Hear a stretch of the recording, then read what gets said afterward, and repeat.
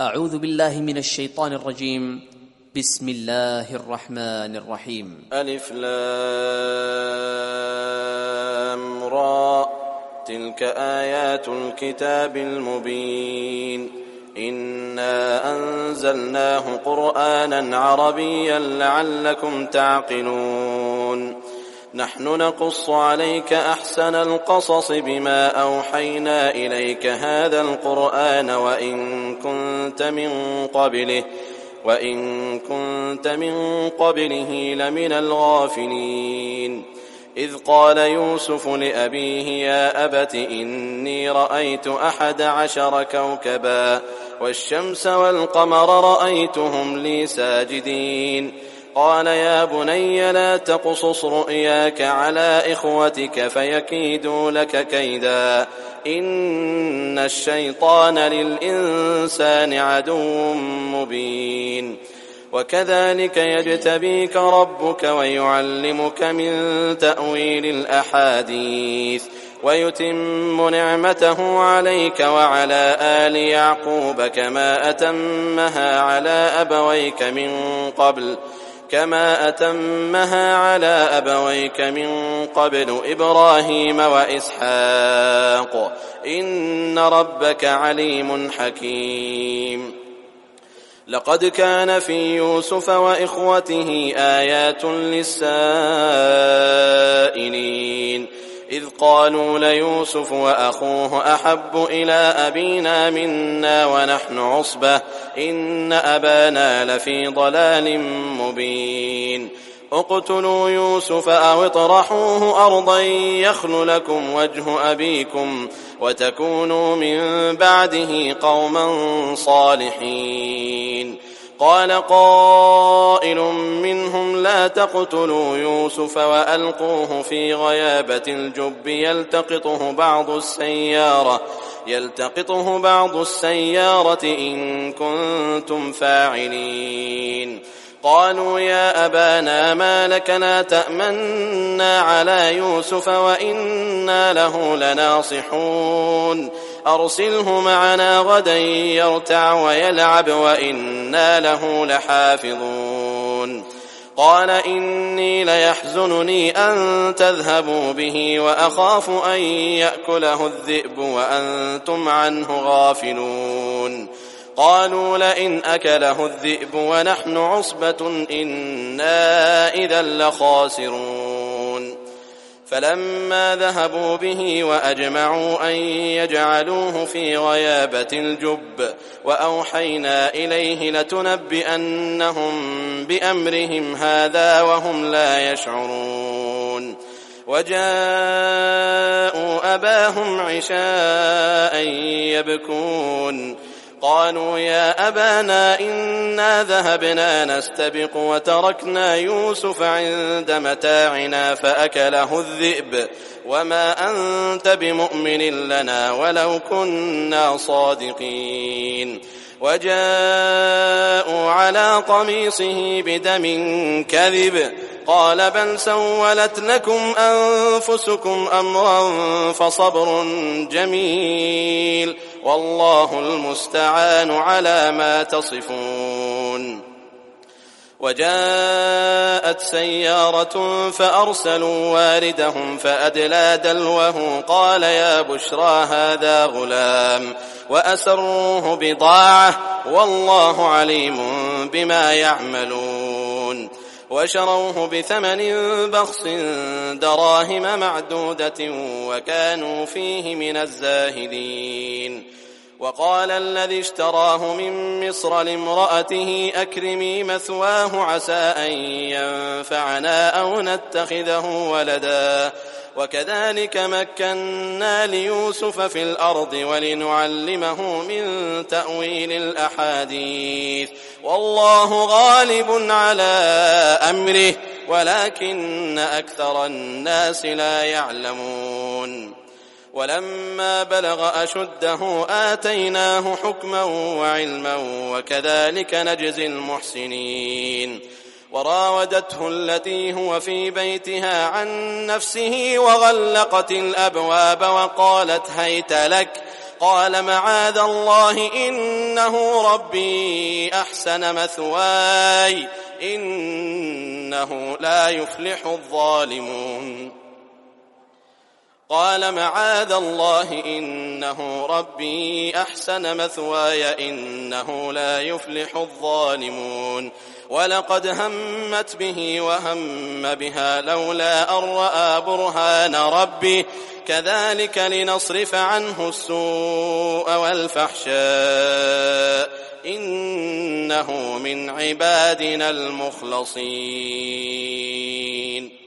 واستبق الباب وقدت قميصه من دبر وألف يا سيدها لدى الباب قالت ما جزاء من أراد بأهلك سوءا إلا أن يسجن أو عذاب أليم قال هي راودتني عن نفسي وشهد شاهد من أهلها إن كان قميصه قد من قبل فصدقت وهو من الكاذبين وإن كان قميصه قد من دبر فكذبت وهو من الصادقين فلما رأى قميصه قد من دبر قال إنه من كيدكن إن كيدكن عظيم يوسف أعرض عن هذا واستغفري لذنبك إنك كنت من الخاطئين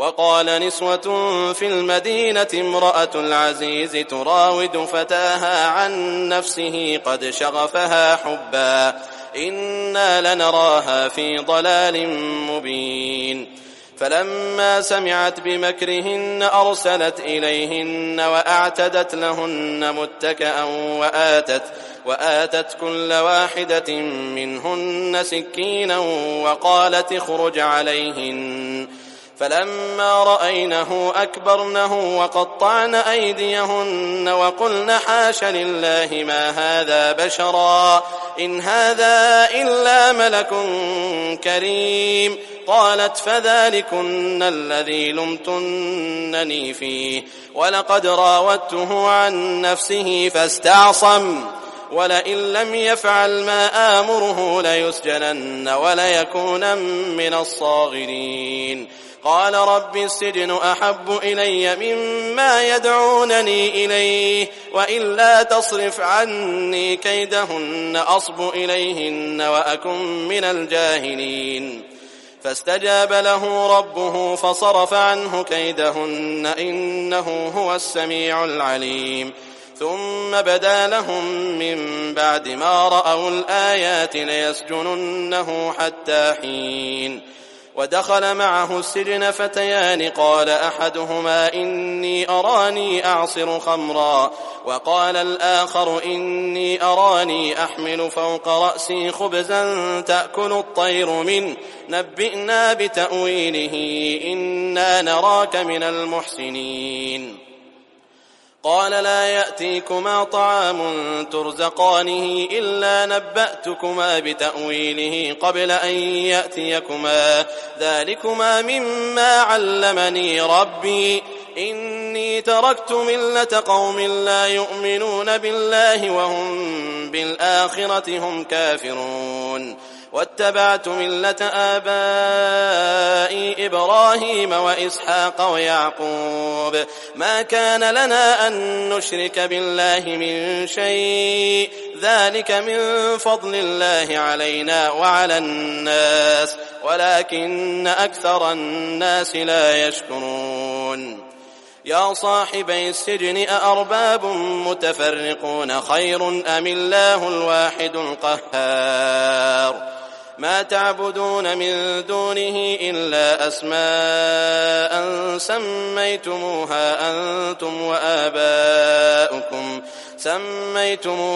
أنتم وآباؤكم ما أنزل الله بها من سلطان إن الحكم إلا لله أمر ألا تعبدوا إلا إياه ذلك الدين القيم ولكن أكثر الناس لا يعلمون يا صاحبي السجن أما أحدكما فيسقي ربه خمرا وأما الآخر فيصلب فتأكل الطير من رأسه قضي الأمر الذي فيه تستفتيان.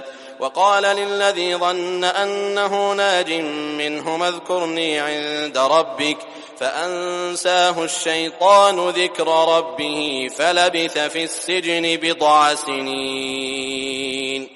وقال الملك إني أرى 7 بقرات سمان يأكلهن 7 عجاف و7 سنبلات خضر وأخر يابسات يا أيها الملأ أفتوني في رؤياي إن كنتم للرؤيا تعبرون. قالوا أضغاث أحلام وما نحن بتأويل الأحلام بعالمين. وقال الذي نجا منهما وادكر بعد أمة أنا أنبئكم بتأويله فأرسلون. يوسف أيها الصديق أفتنا في 7 بقرات سمان يأكلهن 7 عجاف و7 سنبلات خضر وأخر يابسات لعلي أرجع إلى الناس لعلهم يعلمون. قال تزرعون 7 سنين دأبا فما حصدتم فذروه في سنبله إلا قليلا مما تأكلون. ثم يأتي من بعد ذلك 7 شداد يأكلن ما قدمتم لهن إلا قليلا مما تحصنون. ثم يأتي من بعد ذلك عام فيه يغاث الناس وفيه يعصرون. وقال الملك ائتوني به فلما جاءه قال ارجع إلى ربك فلما جاءه الرسول قال ارجع إلى ربك فاسأله ما بال النسوة اللاتي قطعن أيديهن إن ربي بكيدهن عليم. قال ما خطبكن إذ راوتن يوسف عن نفسه قلن حاش لله ما علمنا عليه من سوء. قالت امرأة العزيز الآن حصحص الحق أنا راودته عن نفسه وإنه لمن الصادقين. ذلك ليعلم أني لم أخنه بالغيب وأن الله لا يهدي كيد الخائنين. وما أبرئ نفسي إن النفس لأمارة بالسوء إلا ما رحم ربي إن ربي غفور رحيم.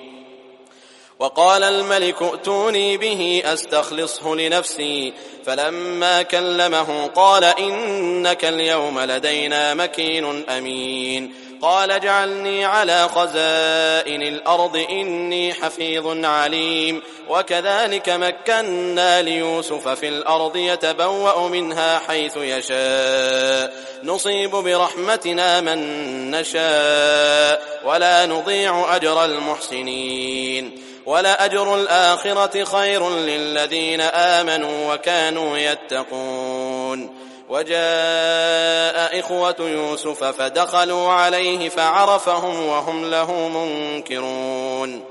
ولما جهزهم بجهازهم قال ائتوني بأخ لكم من أبيكم ألا ترون أني أوفي الكيل وأنا خير المنزلين. فإن لم تأتوني به فلا كيل لكم عندي ولا تقربون. قالوا سنراود عنه أباه وإنا لفاعلون. وقال لفتيانه اجعلوا بضاعتهم في رحالهم لعلهم يعرفونها إذا انقلبوا إلى أهلهم لعلهم يرجعون. فلما رجعوا إلى أبيهم قالوا يا أبانا منع منا الكيل فأرسل معنا أخانا نكتل وإنا له لحافظون. قال هل آمنكم عليه إلا كما أمنتكم على أخيه من قبل فالله خير حافظا وهو أرحم الراحمين. ولما فتحوا متاعهم وجدوا بضاعتهم ردت إليهم قالوا يا أبانا ما نبغي هذه بضاعتنا ردت إلينا ونمير أهلنا ونحفظ أخانا ونزداد كيل بعير ذلك كيل يسير. قال لن أرسله معكم حتى تؤتون موثقا من الله لتأتونني به إلا أن يحاط بكم. فلما آتوه موثقهم قال الله على ما نقول وكيل. وقال يا بني لا تدخلوا من باب واحد وادخلوا من أبواب متفرقة وما أغني عنكم من الله من شيء إن الحكم إلا لله عليه توكلت وعليه فليتوكل المتوكلون. ولما دخلوا من حيث أمرهم أبوهم ما كان يغني عنهم من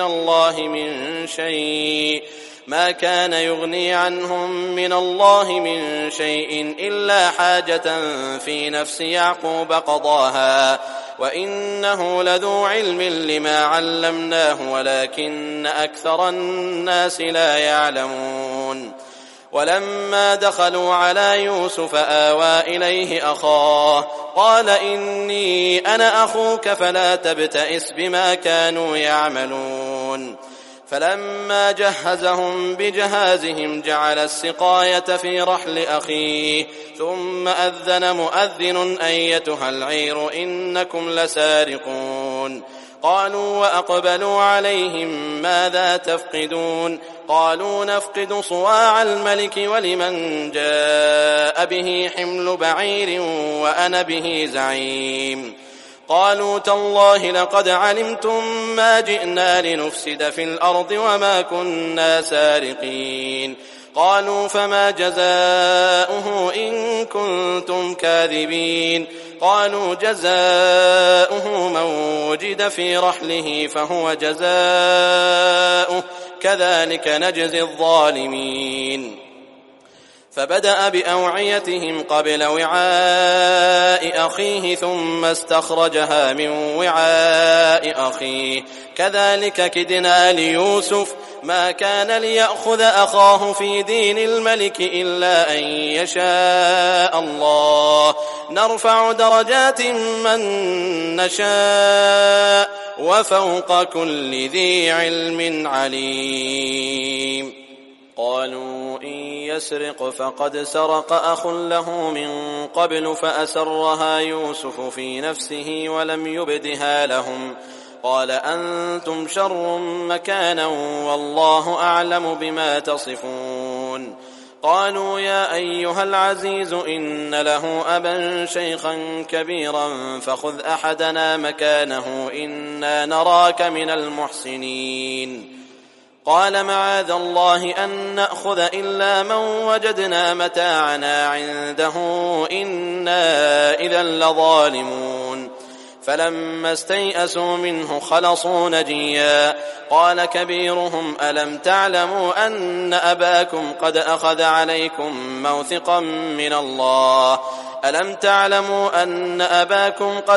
عليكم موثقا من الله ومن قبل ما فرطتم في يوسف فلن أبرح الأرض حتى يأذن لي أبي أو يحكم الله لي وهو خير الحاكمين. ارجعوا إلى أبيكم فقولوا يا أبانا إن ابنك سرق وما شهدنا إلا بما علمنا وما كنا للغيب حافظين. واسأل القرية التي كنا فيها والعير التي أقبلنا فيها وإنا لصادقون. قال بل سولت لكم أنفسكم أمرا فصبر جميل عسى الله أن يأتيني بهم جميعا إنه هو العليم الحكيم. وتولى عنهم وقال يا أسفا على يوسف وابيضت عيناه من الحزن فهو كظيم. قالوا تالله تفتأ تذكر يوسف حتى تكون حرضا أو تكون من الهالكين. قال إنما أشكو بثي وحزني إلى الله وأعلم من الله. قال إنما أشكو بثي وحزني إلى الله وأعلم من الله ما لا تعلمون. يا بني يذهبوا فتحسسوا من يوسف وأخيه ولا تيأسوا من روح الله إنه لا ييأس من روح الله إلا القوم الكافرون. فلما دخلوا عليه قالوا يا أيها العزيز مسنا وأهلنا الضر وجئنا ببضاعة مزجاة فأوف لنا الكيل وتصدق علينا إن الله يجزي المتصدقين. قال هل علمتم ما فعلتم بيوسف وأخيه إذ أنتم جاهلون؟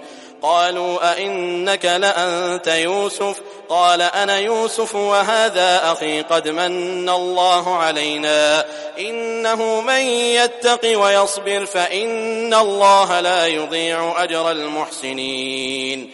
قالوا تالله لقد آثرك الله علينا وإن كنا لخاطئين. قال لا تثريب عليكم اليوم يغفر الله لكم وهو أرحم الراحمين. اذهبوا بقميصي هذا فألقوه على وجه أبي يأت بصيرا وأتوني بأهلكم أجمعين. ولما فصلت العير قال أبوهم إني لأجد ريح يوسف لولا أن تفندون. قالوا تالله إنك لفي ضلالك القديم. فلما أن جاء البشير ألقاه على وجهه فارتد بصيرا قال ألم أقل لكم إني أعلم من الله ما لا تعلمون؟ قالوا يا أبانا استغفر لنا ذنوبنا إنا كنا خاطئين. قال سوف أستغفر لكم ربي إنه هو الغفور الرحيم. فلما دخلوا على يوسف آوى إليه أبويه وقال ادخلوا مصر إن شاء الله آمنين. ورفع أبويه على العرش وخروا له سجدا وقال يا أبت هذا تأويل رؤياي من قبل قد جعلها ربي حقا وقد أحسن بي إذ أخرجني من السجن وجاء بكم من البدو من بعد أن نزغ الشيطان بيني وبين إخوتي إن ربي لطيف لما يشاء إنه هو العليم الحكيم. رب قد آتيتني من الملك وعلمتني من تأويل الأحاديث فاطر السماوات والأرض أنت ولي في الدنيا والآخرة توفني مسلما وألحقني بالصالحين. ذلك من أنباء الغيب نوحيه إليك وما كنت لديهم إذ أجمعوا أمرهم وهم يمكرون. وما أكثر الناس ولو حرصت بمؤمنين وما تسألهم عليه من أجر إن هو إلا ذكر للعالمين. وكأي من آية في السماوات والأرض يمرون عليها وهم عنها معرضون وما يؤمن أكثرهم بالله إلا وهم مشركون. أفأمنوا أن تأتيهم غاشية من عذاب الله أو تأتيهم الساعة بغتة وهم لا يشعرون. قل هذه سبيلي أدعو إلى الله على بصيرة أنا ومن اتبعني وسبحان الله. قل هذه سبيلي أدعو إلى الله على بصيرة أنا ومن اتبعني وسبحان الله وما أنا من المشركين. وما أرسلنا من قبلك إلا رجالا نوحي إليهم من أهل القرى أفلم يسيروا في الأرض فينظروا كيف كان عاقبة الذين من قبلهم ولدار الآخرة خير للذين اتقوا أفلا تعقلون حتى إذا استيأس الرسل وظنوا أنهم قد كذبوا جاءهم نصرنا فنجي من نشاء ولا يرد بأسنا عن القوم المجرمين لقد كان في قصصهم عبرة لأولي الألباب ما كان حديثا يفترى ولكن تصديق الذي بين يديه وتفصيل كل شيء وهدى ورحمة لقوم يؤمنون.